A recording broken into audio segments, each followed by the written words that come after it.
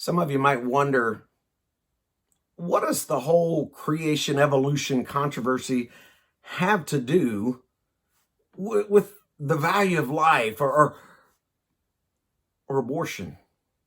And why would we be bringing that into the discussion regarding creation versus evolution? I'll tell you why.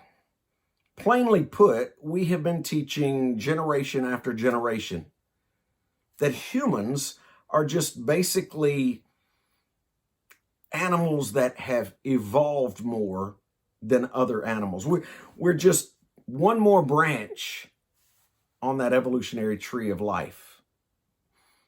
And by doing so, ultimately, here's what we've done.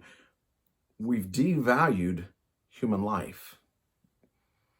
Now, it doesn't bring me any joy to say that, but at the end of the day, when you teach children that, they're just the result of some cosmologic explosion, and that ultimately we evolved from bacteria, number one, there are going to be consequences to teaching young people that is their origins. Number two, we're devaluing human life. I see a lot of young people get very passionate about activism. They want to feel involved and make a difference, and I appreciate that. But I hope as they're thinking about things like war, as they're thinking about some of the battles that our culture is struggling with right now, that they'll consider for just a moment how many unborn children are being snuffed out every single day. In order to kind of set the stage for you, I want you to think back to the Vietnam War. Now, I realize not everybody was alive back then, but for those of you who were, my understanding, it lasted 11 years. Cost us 58,000 of our very best young men and women. You can go to Washington, D.C., you can run your hand down that long black memorial, you can count every single one of those 58,000 names. 11 years, 58,000 casualties.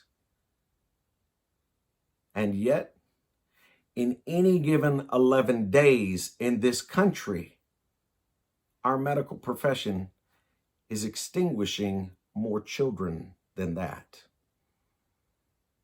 Hopefully that starts to put it in perspective for you. If you have a Bible, let me encourage you, open it up to Psalm chapter 139. I'm going to start reading in verse 13. I want you to listen to what the inspired psalmist had to say. He said, "You formed my inward parts. You covered me in my mother's womb. I will praise you, for I'm fearfully and wonderfully made. Marvelous are your works, and that my soul knows very well. My frame was not hidden from you, and skillfully wrought in the lowest parts of the earth. Your eyes saw my substance being yet unformed." When you listen to the psalmist praising God about his marvelous works, about forming us in the womb, you realize just what an atrocity abortion really is. Again, if you've got a Bible, open it up to Job chapter 3. You're probably very familiar with the book of Job. Job lamenting his birth in chapter 3 because he's had all these things happen to him. He's lost his wealth. He's lost his children. In fact, his wife just looks at him and says, "Why don't you curse God and die?" In Job chapter 3, we find him lamenting the fact that he was born, and he said, why couldn't he have already died so that he would be like those who had gone on before him? And he mentions in that list, he mentions kings, he mentions counselors, he mentions princes. If you look in Job chapter 3, starting in about verse 13. So we've got kings, we've got counselors, we've got princes.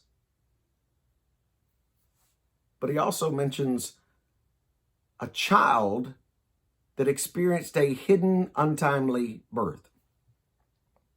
That is a miscarriage.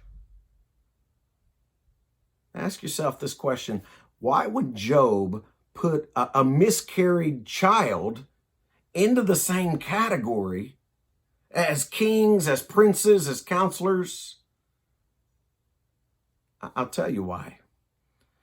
Because, friends, we're created in the image and likeness of God, and life does not start at birth, but rather at conception.